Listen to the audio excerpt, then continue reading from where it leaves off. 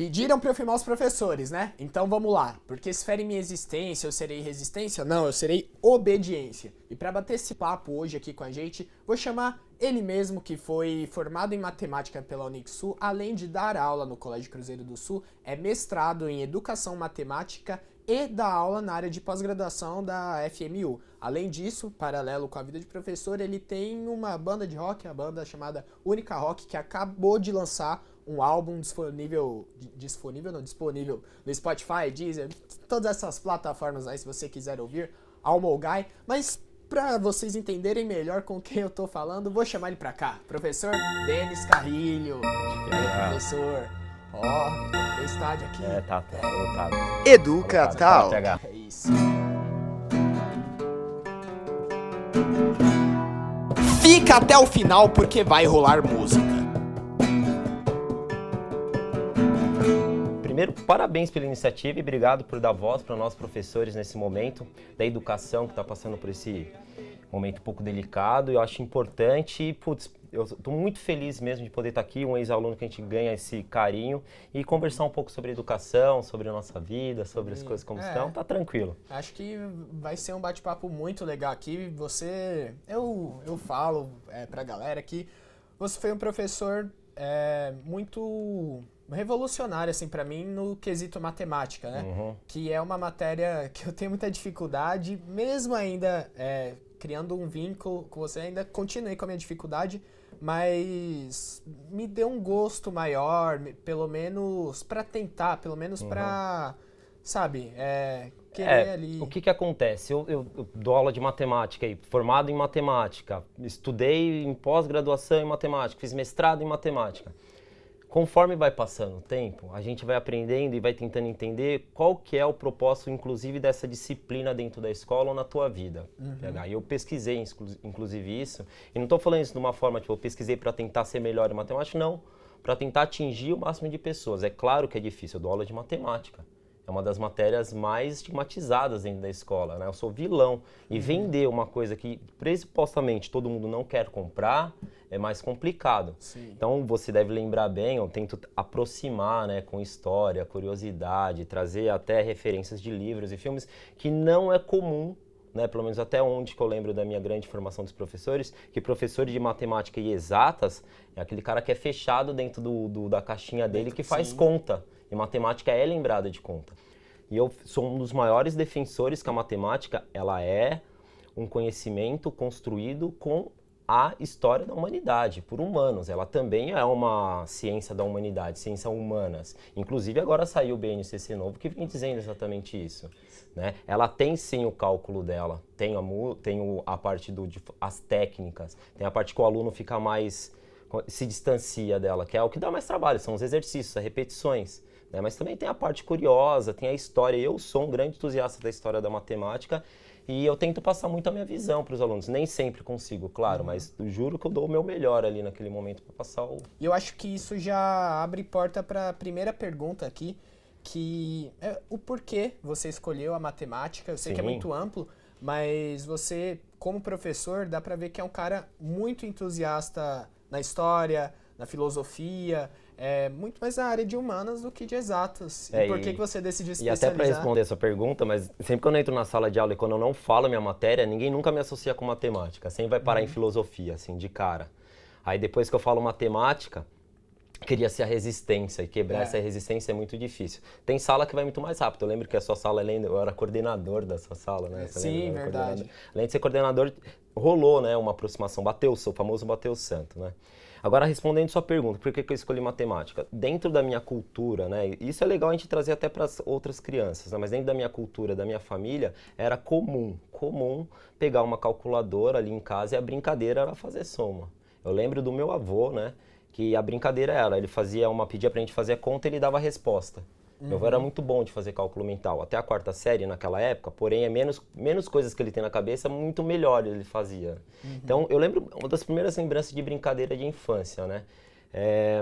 Lembro do meu pai fazendo contas em casa para pagar, eu querendo ajudar na calculadora, e um tio meu é professor de matemática. E esse meu tio Marco Antônio, é uma das grandes referências da minha vida nessa área acadêmica e na área até de vida, de pessoa mesmo, uma pessoa que me ajudou muito nessas escolhas, eu lembro que eu queria estudar. Eu sabia o que eu queria fazer, eu não sabia o que eu queria fazer. Eu lembro que eu queria estudar. E o primeiro princípio é sempre engenharia, né? Para uma pessoa que tem facilidade em matemática, que sabe fazer conta. Sim, Eu sabia com fazer certeza. conta. Só que o fato de você fazer conta, aí que entra uma parte engraçada. Significa que você é bom de fazer conta, que você vai se dar bem na área de matemática propriamente. Você vai ter que explorar outros pensamentos de associação, demonstrações, história, leitura. Lembro que aí no conto do Vigário, né? O mundo é muito hoje 0 e 1, ele é binário. Ou eu sou de exatas ou sou de humanas, ou sou de esquerda ou sou de direita. Só que a gente vem lembrar que o mundo não é construído assim, né? Entre o preto e o branco, putz, tem uma infinidade de cores. O cinza, e não são só 50 tons, né? Tem várias cores de cinza.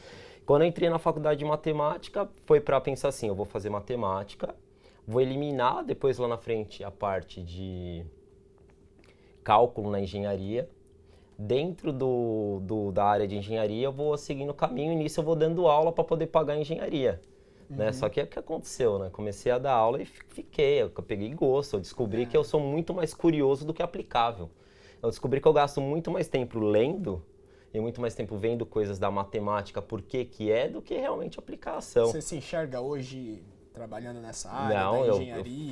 fui tentar fazer engenharia depois. Eu sou o cara da pergunta, por que? A demonstrações. Então, a engenharia é muita aplicação. Você pega uma planilha, pega um cálculo, pega uma fórmula e você sai aplicando e resolvendo. Eu sou o professor da demonstração, da história e da biografia. Como que eu vou pegar fazer a engenharia? E me aconteceu isso quando eu fui fazer. Eu gastava muito tempo tentando entender as fórmulas, só que são muitas. E quem foi que fez e qual período que foi feito. Então não dava tempo de fazer isso para todas as fórmulas. Admiro, tenho muitos amigos meus que são engenheiros, admiro muito, mas eu hoje me encontro dentro da área da educação e não consigo me ver mesmo muito fazendo outra coisa. Uma construção, né? Foi.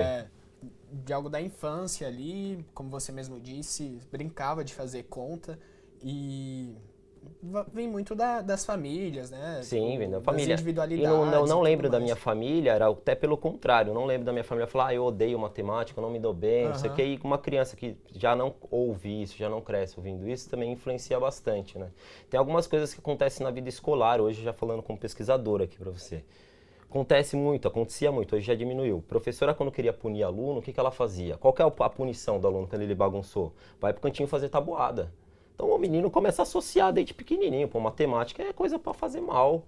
Tem que ficar copiando, repetindo, vai fazer tabuada. Ficar decorando e tal. E muitos professores de matemática, infelizmente, ajudam a corroborar com essa Ainda com essa usam ideia. esse método, Esse método. do decoreba, O né? tecnicista, sim. Eu acho que é algo que não funciona mais. Vejo muitos professores ainda usando esse método aspecto, mais esse antigo. método Sim, mais antigo, porque se deu certo até agora, porque ainda não vai dar. Só que eu acho que a gente está vivendo, eu falo por mim, assim, uma geração que o básico do professor escrevendo na lousa, anota aí, não funciona mais, não é mais atrativo, não dá mais gosto. Talvez dava antes, talvez, ou as pessoas não viam outro... Questionava menos. O aluno era menos questionador, o aluno era menos crítico. Eu não estou dizendo isso de uma forma ruim. Mas hoje eu defendo uma matemática etnomatemática, o grande pesquisador Biratan D'Ambrosio, né, que é brasileiro, é mundial, que tem referências no Paulo Freire, que também é mundial. Que hoje também tem a matemática crítica. Então eu, Denis, eu fico pensando, para fazer você pensar qual que é o critério de eu aprender isso. Não precisa ser, a primeira matéria, trigonometria, ou mesmo análise combinatória, ou mesmo probabilidade. Você não precisa, ninguém faz conta toda hora, vou na padaria, falar assim, então 3/5 de pães, qual que é a probabilidade? Isso não existe, cara. Isso nem eu vivo assim. Uma loucura se fosse assim. O grande lance, você saber que existe, conhecer e aprender sobre, não significa que você tem que ser perito. Agora, se nesse meio tempo eu dar oportunidade para os alunos e eu descobrir que tem alunos que têm talentos para matemática e recrutar ele, para mim é meu trabalho. Como eu acho que você falou da sua geração, hoje eu estou sentindo certa dificuldade, muito mais do que eu já tive na sala de aula. Por causa dessa nova geração. Então a gente tem que ficar o tempo inteiro tentando entender o que está acontecendo na sala de aula. Acho que a gente vive numa era, assim, que é muito fácil acesso à tecnologia e, querendo ou não, a outros métodos de ensino. Então, as videoaulas estão aí, várias coisas estão aí, diferentes do básico, do clássico professor tradicional ali de matemática. Então acho que é muito comum a gente questionar mais. Por que que a geração é mais questionadora? Porque tem mais acesso. Tem mais querendo ou acesso, não, claro. E tem que tomar cuidado também com o excesso por outro lado também. A gente não pode abrir mão do básico, do mínimo para viver. Sim. Né? Sabe, do simples. Não pode perder a mão do básico. Então a gente ficar tentando entender como que a gente vai equilibrar, tipo, tentando, sabe, não deixar balões cair. Enquanto, como que eu faço como que eu vou apresentar esse conteúdo de forma que eu vou chamar a atenção da galera, como que eu posso pedir para eles treinarem, não tem jeito, vai entrar matemática clássica mesmo, aí eu parado na sala de aula resolvendo exercício. Mesmo porque não tem outro modelo, a matemática ainda não se tem, você quer ficar bom em matemática, você tem que repetir. E, infelizmente, dentro do modelo atual da escola, né? É treino, assim como inglês, quer falar inglês, não adianta você só ficar vendo o amiguinho falar. Você tem que treinar, você tem que falar, você tem que estudar. E a matemática está nesse quesito. Hoje, com o distanciamento, como você disse, você não quer ver minha aula? Depois eu vejo uma videoaula. E como que a gente vai segurar? E esse é o grande conto do vigário, viu, criancinhas? Esse é o grande conto do vigário. Porque o que acontece? Matemática, se você assistir uma videoaula antes da prova, não vai dar certo. Você pode entender o conteúdo, mas saber fazer, nós temos um abismo entre entender e saber fazer. Eu entendo o jogo de basquete, eu não consigo jogar basquete. Porque eu não tenho altura. E outro porque também não tenho habilidade, não treinei, um monte de coisa por trás daí. Então a matemática, o Brasil vem decaindo, é um retrocesso, na verdade, o que está acontecendo. Tentar melhorar a educação do Brasil na área de matemática. A educação já é difícil. A educação matemática nos últimos anos, eu não vou arriscar dar dados, números, mas eu sei que nas últimas provas a gente vem cada vez mais decaindo o ensino médio. Questão de vestibular. Questão de vestibulares, o tipo de matemática que o aluno enxerga, que vamos ser sinceros, a gente enxerga que a matemática é um conhecimento polido, pronto, que eu vou tacar para você e você tem que reproduzir ela.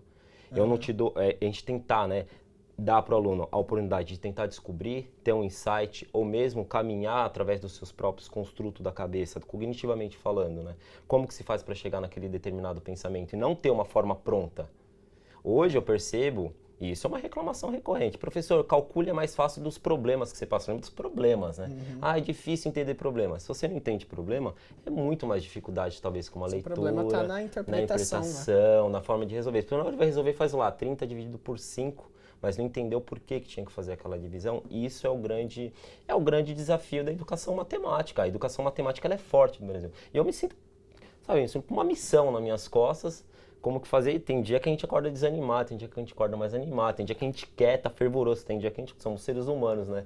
E é uma luta. Eu acredito que o caminho para nosso país é uma educação melhor e a matemática, infelizmente, ainda tem que romper barreiras ainda. Educa tal. Vocês estão vendo esse professor hoje com coquinho, tudo assim, todo ajeitadinho e tal, mas ano passado eu não lembro um dia que o professor tava nessa estica toda. Não, mas aqui eu tava na estica aqui por causa da gravação também, porque faz parte do meu ser, Outro dia eu estive na escola, tava com um suéterzinho, tava todo alinhado, e ano passado chegava de qualquer jeito, cabelo molhadão, cabelo pingando depois do banho. Daí a gente fica nesse momento de fase de vida no limbo, né? Sim, mas eu acho que agora que acabou essa fase, essa labuta toda do mestrado, você tá Eu ainda tô na fase de olhar e tentar entender o que aconteceu ainda.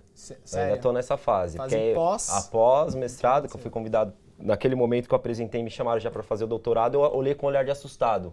Falei, não, acho que eu preciso nesse momento de um tempo da minha vida. Eu preciso entender para eu ver o que eu vou fazer com isso. Né? Preciso digerir toda a informação que eu peguei. Não adianta eu só ficar acumulando informação e não fazer nada com aquilo. Mas lembrar que eu sou um pesquisador de educação matemática, eu preciso melhorar a educação matemática. Não só escrever um monte de artigo, ficar empilhando e não fazer nada. Você precisa dar um tempo para você, porque a gente está falando de questão de saúde, né? É muito importante. Sim, com certeza. E já que a gente entrou em vida, né, vamos aproveitar e fazer um link aqui de como que é a sua vida fora da sala de aula, fora das lousas, fora dos alunos, fora de todo esse ambiente acadêmico, porque além de ser professor de ensino médio, estava no mestrado e também está dando aula de pós-graduação. Então, esse ambiente está muito em você. Acadêmico, esse né? A parte acadêmica está muito em você. Mas você tem outra vida também? Professor, pra quem não sabe, se eu fosse duas pessoas, né? Tem outra vida. Personalidade. Professor, além dessa parte, professor, ele é surfista também. Cara, é músico também. Cara, tem Mil e uma utilidades. O que você está falando são das coisas que eu faço que acompanham a minha carreira de pessoa, já não é mais nem só de professor. Quando você vai fazer faculdade, você está pensando na carreira. Tocar com os amigos desde os 15 anos. Eu nunca deixei, eu nunca abandonei. Sabe quando a mãe fala, é fase, vai passar? Ah, vai passar, é fase. Tô com 33 anos, vai coisa passar. De jovem, Comecei com 15, tô com 33 e minha banda ainda, o baterista, nós somos o mesmo. Caraca. Mesma banda. Desde os 15? Desde os 15 anos, 33 anos. Claro que a vida cobra, trabalho, vida, casamento. Aí foi meu mestrado, pausamos a banda nesse momento. Tal. A vida acontece, né? E não dá pra viver também só de sonhos, né? Infelizmente, não é que eu falando corre atrás, não tô falando corre atrás, mas se eu tivesse só arriscado nisso, ia ser complicado. Cara, né? Principalmente aqui no Brasil, né? Principalmente no Brasil. Música é visto como hobby, talvez também... sei lá, rock, eu toco rock, sei lá, hoje eu tô muito mais consciente, né? Quando adolescente tinha muito mais perspectiva. Hoje eu vejo que é o momento para eu reunir, para eu me expressar, para eu juntar com a galera, tocar ali, tomar nossa cerveja e se reunir, não perder o contato. Eu sou muito grato aos meus amigos, às pessoas que ainda acompanham a gente, desde lá dos 15, 16, 17 anos. O pensamento muda, a ideia muda, tudo isso a gente vai sentindo nas músicas que a gente vai fazendo. E mesmo depois de tudo isso, a primeira vez que eu tô lançando um CD mesmo oficial é agora. Inclusive já aproveita para fazer a divulgação. Verdade, ó. Não sei quando que isso vai pro ar, mas seria importante antes do João Rock. O João Rock é um evento nacional, o Lollapalooza brasileiro. E a gente está participando para tentar disputar para entrar lá e tocar. Vai tocar CPM, Raimundos, Capital Inicial, todas as bandas. E nós estamos participando, precisa de voto.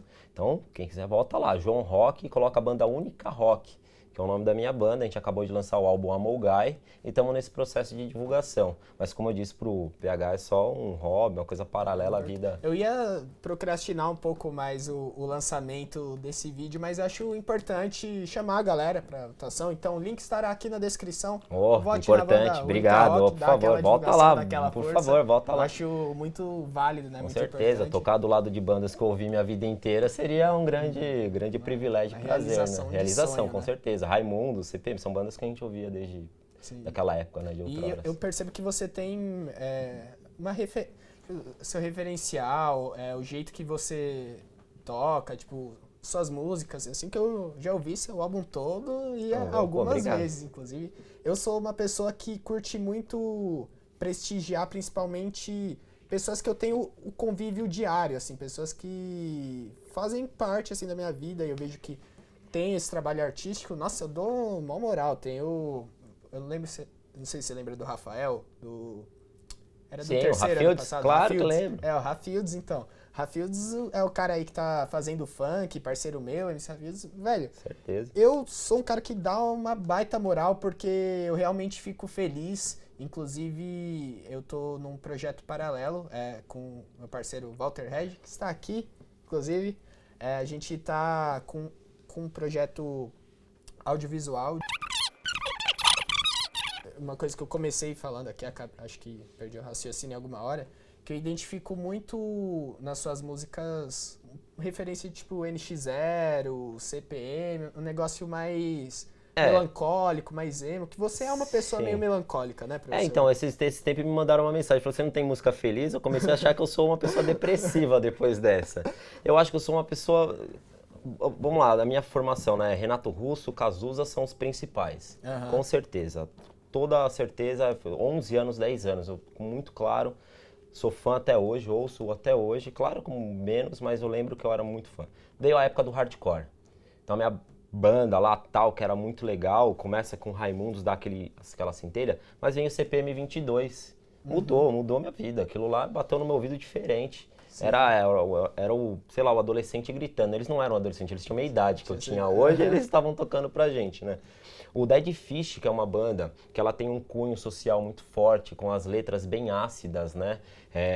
Se quem nunca ouviu o Dead Fish, não precisa ouvir, porque é bem hardcore mesmo. Pega as letras, lê a letra. Então, eu acho, isso me formou, viu?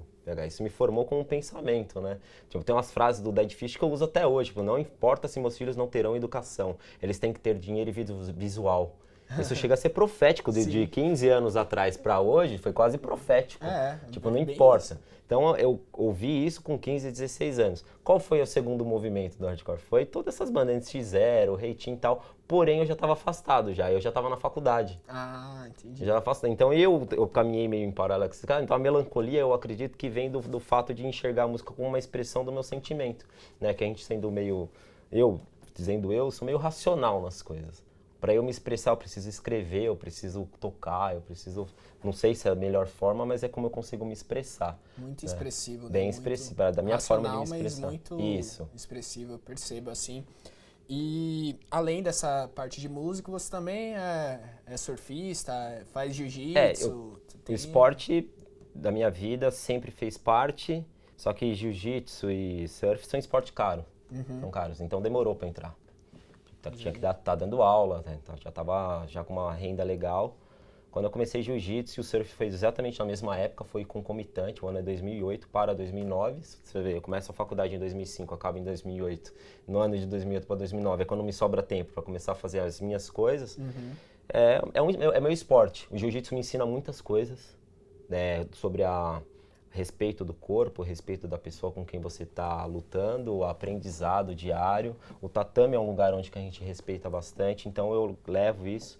O meu sensei, o Márcio Melim, ele é uma pessoa que é referência não só de luta, mas de pessoa. Você percebe que transcende, né? Que nem você estava falando da educação. Não é só o professor Denis de matemática, é quem é o Denis, né? Que eu acho que a sua ideia é exatamente essa. O surf também, só que o surf é legal. Você vai pra praia, entra no mar lá. É um esporte sofrido, ele está muito forte agora por causa do Brasil se destacando muito no esporte. Eu fico feliz, porque o Brasil é um país litorâneo, tem que ser. Tem que ter, o esporte tem que ser o surf acho mesmo. Que não tem mais impacto, né? Devido a gente tem que entrar na questão de acesso, né? Uma prancha é caro. É um esporte muito caro. E o Brasil podia ser o maior país de surf tranquilamente. Mas está sendo, tá se destacando, as coisas estão sendo cada vez mais acessíveis. E vindo um Medina, as crianças querem ser igual a ele. Vindo um Neymar, as crianças querem ser igual a Neymar. Então vai aumentando esse tipo de acessibilidade até de referência. Como herói. Eu lembro que o meu era o Ayrton Senna. Ayrton Senna, depois um pouquinho, não lembro mais quem, o Anderson Silva durante muito tempo ficou. Aí ele perdeu. A criança, o brasileiro precisa ter uma fonte de referência como herói, nem que se for esse herói construído pela nossa mente, né? Exatamente, é isso que eu bato muito na tecla aqui do meu canal, que a gente precisa de heróis, a gente precisa de referências. Referência, assim, as pessoas olham até como algo banal, porque ninguém vai fazer por você, você tem que trilhar seu caminho sozinho. Mas se você não tem quem se inspirar, deu uma gaguejadinha aqui, acaba perdendo um pouco a motivação, então por isso é muito importante, por isso está aí o quadro Meus Heróis Negros Brasileiros, que é pra Galera ver que nessa história que é contada pra gente na escola do Brasil e tudo mais, tiveram pessoas que estavam naquele mesmo período dos grandes bandeirantes, do Pedro Álvares Cabral, do Dom Pedro, senão a gente só vai ouvir a história que contam pra gente, que vem já pronta. Você pega o seu quadro, eu acho fenomenal. Você é mó novinho falando lá, aquilo me bateu até esquisito do mundo de que foda. Pode falar foda? Pode, que foda, velho. Fodaralho, tá ligado? Tipo, puta, muito louco, tipo. Eu tenho muito isso. Se você reparar, eu lembro com meus trabalhos, quando eu falo assim, escolhe uma matemática para homenagear.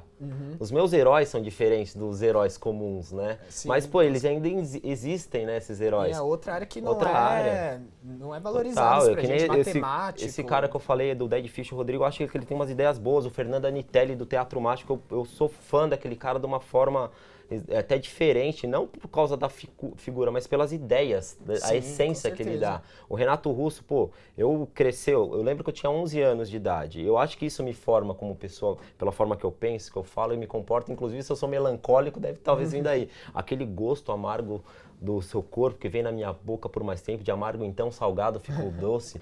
Pô, com 11 anos, uma criança não consegue entender isso, sabe? Mas você vai digerindo aquilo, vai tentando entender, vai buscando em dicionários. Passaram não sei quantos anos anos e a música E a ainda música tem ainda bate, reverbera. interpretações Aí você diferentes. ouve com 15 é uma coisa, você ouve com Sim, 20 com é outra, quando com 25 é outra. E a graça da música é essa. Nossa, é muito louco isso. E eu acho que para não alongar muito Uhum. o nosso papo aqui, já vamos para as duas perguntas finais, porque ainda vai ter canja de Denis Carrilho, tocar uma palhinha aí de uma das músicas da banda dele. Vamos fazer um acústico aqui, só no batuque, enquanto ele vai pegar o Porque violão. isso é inédito, né? Isso é inédito. Ó. Inédito. Inaugurando aí. Primeira vez que ele está Estreia. dando uma palhinha acústica. É verdade. Então, tem que dar uma moral, mas as duas perguntas que eu sempre faço. A primeira, vocês consideram o cara doutrinador? Ainda mais por dei uma gaguejada. Opa, vamos lá, vamos de novo. Vocês consideram o cara doutrinador ainda mais por ir além da matemática, sair do método convencional e discutir história, querendo ou não, quando tem oportunidade de falar de política também? O que você acha sobre isso, ainda mais nessa fase que a gente está vivendo, das pessoas chamando, professor doutrinador, vamos filmar. Não mesmo, é muito pelo contrário, né? Essas modas que estão aparecendo aí na internet, professor doutrinador, desqualifica tanto o aluno quanto o professor. Como que se os dois não tivessem uma consciência dentro daquilo que está acontecendo, né? É complicado, eu não me considero, eu acho que eu tento dar elementos para o aluno criar sua própria crítica. A gente tenta fazer isso. A matemática é pior, ela é muito mais difícil. A matemática, ela ainda é enxergada como um conteúdo fechado. Então, se eu for dar aula de geometria analítica, você vai pegar aquela fórmula, vai engolir e acabou. Não tem como você ficar questionando, né? O que eu consigo fazer, eu lembro que você fez no seu canal, você falou assim, pega isso daqui que não serve para nada. Eu falei, nossa, será que é essa visão que eu dou para os alunos? Não é essa visão, talvez não é daquela forma que eu queira passar, mas sim é para gerar crítica, tipo, por que eu tenho que ver isso? Qual é o sentido? O que Pitágoras passou? Será que foi ele mesmo que fez? Qual foi o movimento histórico até chegar aqui?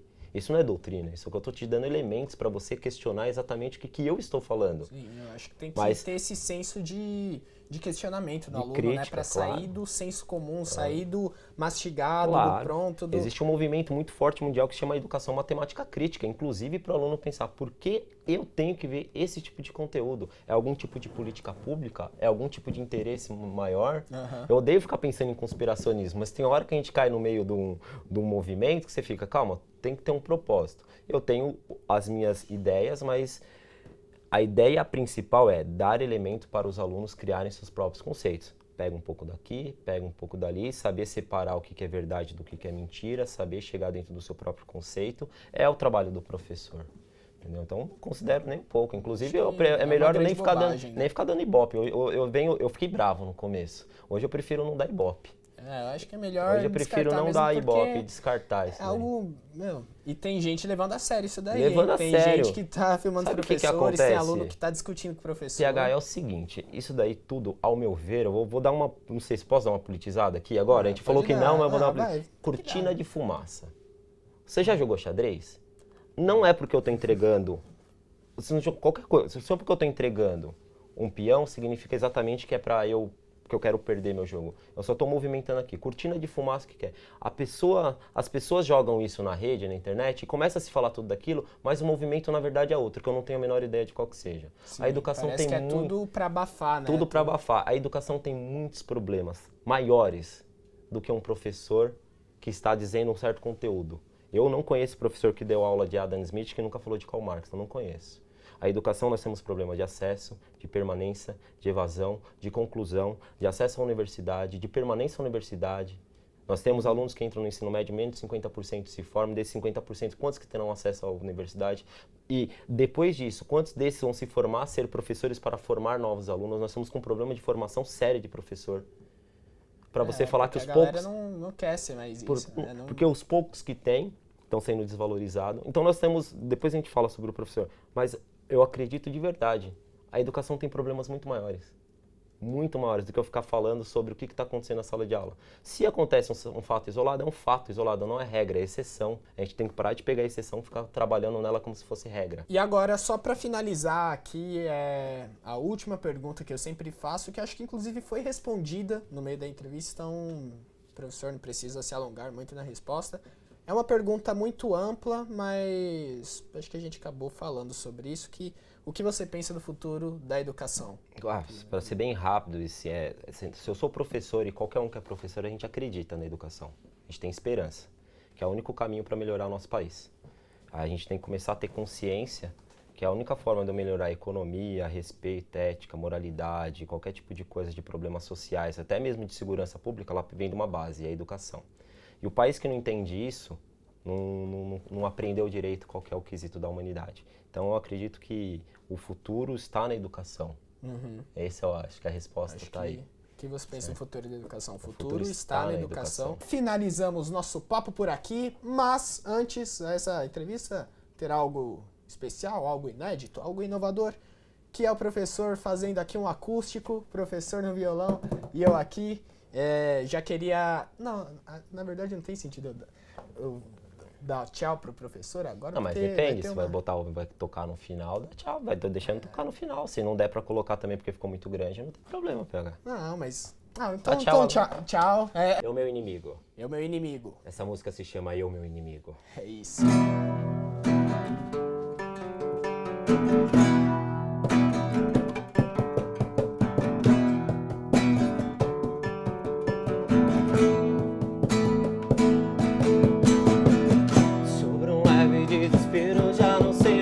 Acreditar. Sei que o mundo é perfeito, mas o ser humano não é. E o que eu guardo no meu peito são lembranças pra me manter de pé. E se eu vejo desse jeito, então prefiro me apoiar no mundo em que eu criei só pra mim. No mundo aqui dentro de mim, pra me afastar daqui. Me diz o que fazer. Eu não sei me expressar. Já fui como vocês. Estou fraco demais pra tentar. Aqui a gente sabe a lei, né? Toma. Consumam as pessoas que estão próximas de você. E se estou pronto pra falar, ninguém está preparado para ouvir. A vida é muito curta pra ter pressa de viver. E se eu mergulho muito fundo é pra não me afogar no raso desse mar que eu criei só pra mim. Que eu criei aqui dentro de mim pra me afastar daqui. Me diz o que fazer. Eu não sei me expressar. Já fui como vocês. Estou fraco demais pra tentar. Toma.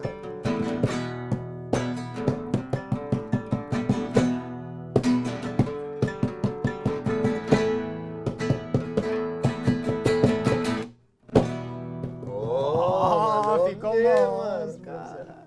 Tamo junto. Então é isso aí, galera. Espero mesmo que vocês tenham curtido o vídeo. Muito obrigado pela audiência. Valeu aí, professor, por ter aceitado. Acho que essa entrevista, ficou top, meu irmão. Tamo junto, é nóis. Inscreva-se no canal e é isso. Valeu, falou e tchau.